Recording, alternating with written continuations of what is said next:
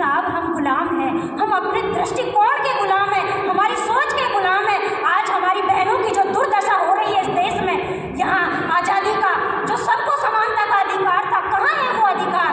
Article 21 कहता है कि सबको जीने का अधिकार है। जीने का अधिकार नहीं साहब, गरिमा से जीने का अधिकार है। कहाँ है वो गरिमा? ये गरिमा जो ताक ताक सड़कों पर हो जाती है, ये स्त्रियों की गरिमा है? ये देश है मेरा?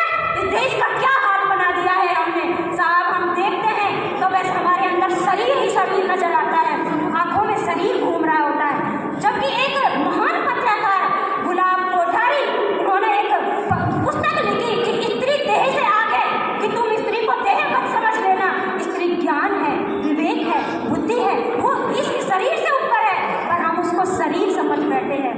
और सही बात यह है कि हम क्यों भूल जाते हैं, ये देश लोपा मुद्रा गार्गी उनका देश है, जहाँ मेरे देश में महिलाओं की इज्जत की जाती थी, जो ऊंचे से ऊंचे संभाषण किया करती थी, ऊंचे से ऊंचा तर्क वितर्क किया करती थी। ये उनका देश है, ये वेदों का देश है, ये ज्ञान का देश है, ये गीता का देश है। तो हम कहाँ भूल कर रहे हैं? क्यों हम ये समझ नहीं पा रहे हैं कि ये जो जीवन मिला है ये प्रेम करने के लिए मिला है?